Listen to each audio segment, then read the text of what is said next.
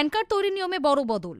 এতদিন শুধুমাত্র আধার কার্ড থাকলেই তৈরি করা যেতে পারত প্যান কার্ড, কিন্তু 1 এপ্রিল থেকে প্যান কার্ড তৈরিতে লাগবে জন্মের শংসাপত্র সহ আরও একাধিক নথি।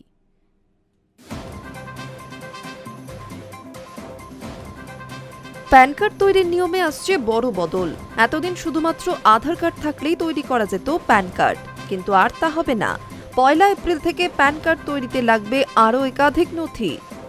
প্যান কার্ড হলো আয়কর বিভাগ কর্তৃক প্রদত্ত একটি আইডি, যা যাবতীয় আর্থিক লেনদেন, কর জমা দেওয়া, ব্যাংক অ্যাকাউন্ট খোলা, লোন নেওয়া সহ একাধিক কাজে লাগে।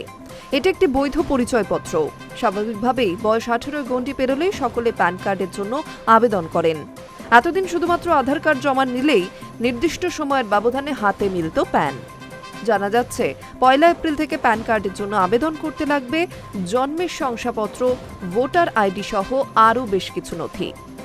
জেনে নেওয়া যাক কি কি নথি লাগবে 1 এপ্রিলের পর থেকে।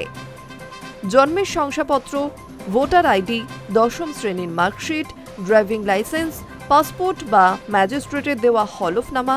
আর এখানেই শেষ নয়, জানা যাচ্ছে এবার থেকে আধার কার্ডে যা নাম রয়েছে ঠিক সেটাই থাকতে হবে প্যান কার্ডেও, অর্থাৎ কোনো শব্দ যুক্ত বা বাদ দেওয়া যাবে না। আধার কার্ডে যদি নামের ভুল থাকে, প্যানেও তাই আসবে। তাই এবার প্যান তৈরি করার আগে আধারে কোনো সমস্যা থাকলে সেটিও ঠিক করে নিতে হবে। শোনা যাচ্ছে আর্থিক লেনদেনের নিয়মেও হতে পারে বড় বদল, যদিও তা এখনো অনিশ্চিত। Hi news network.